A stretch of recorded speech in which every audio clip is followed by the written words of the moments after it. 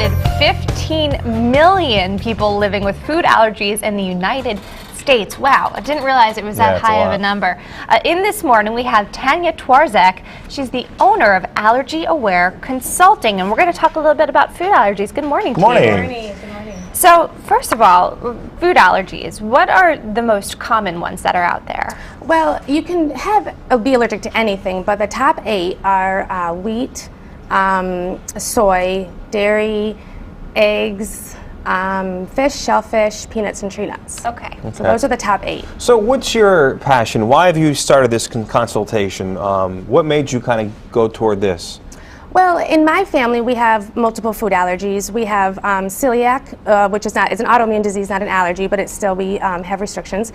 We have FPIES for fish and shellfish, and we also have a dairy allergy. So I was kind of thrown into this. This is kind of the passion I never knew I was going to have. How did you find out your children had the allergies? I mean, because as a mom or a parent, when you have a newborn, you don't know. It's often through the actual reaction, correct? Right. Well, my daughter was sick almost from birth with various things, and so it was just, you know, some of them are more subtle. Some things, her FPIES reactions are very severe. And what's that mean? Yeah, what is that? FPIES stands for food protein-induced enterocolitis syndrome, and it's a rare food allergy. It's unfortunately, it's not something you can test for. Like, there's no blood test, there's no skin test. It's something that you find through symptoms and severe GI symptoms until the point of shock.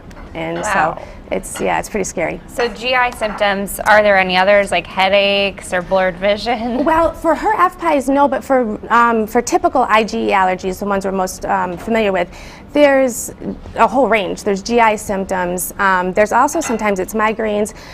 It can be, there's a whole range, and up to anaphylaxis. Wow. So as a consultant, what are you able to provide people and guide them with?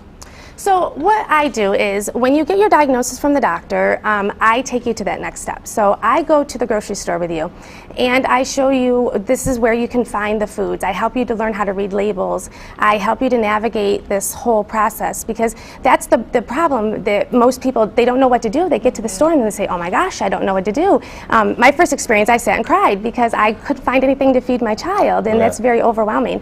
So that's where I come in, and I can show you. I can say, you know, all the different products. Tell us about some of these products you have. Well, here. I brought a kind of a variety of different things. There's some of the ones that are more typical, like the Rice Krispies that you can find most everywhere. Obviously rice.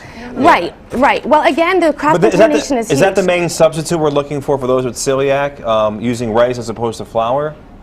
Or no? Well, it kind of depends. I mean, for rice flour, no, I would never recommend just rice flour as a sole, like, one-to-one substitute. But rice is oftentimes it's a naturally gluten-free food. So as long as it doesn't have all of the seasonings and all of that other thing, then that would be, you know, a good substitute that you could use.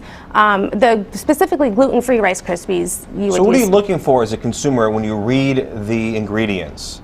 Well, it depends upon what your specific allergy is. So if it's gluten, you know, hopefully they might say something like gluten-free right on them, which would be very helpful. Do you have to be that mindful when it says may have been processed in a plant that was with tree nuts or with soy?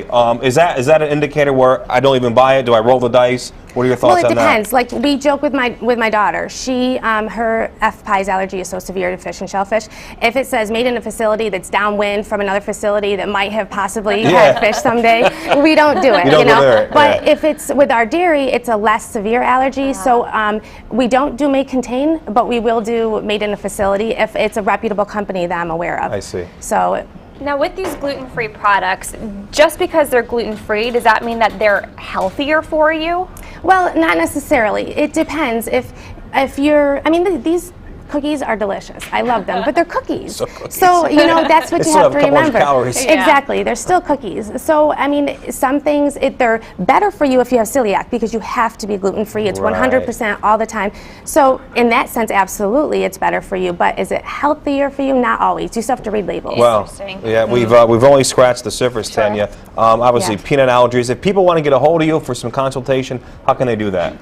You can contact me through my website. It's allergyawareconsulting.com. Right. All right. Thanks so much. Thanks for your time. All right. Thank you so much for having me. I appreciate it. Up next on Bridge Street, it's America Recycles Day. Did you know that? Hi there. Yes, Americans that live in America can do more than just the blue bin. We're thinking outside the bin. That's next.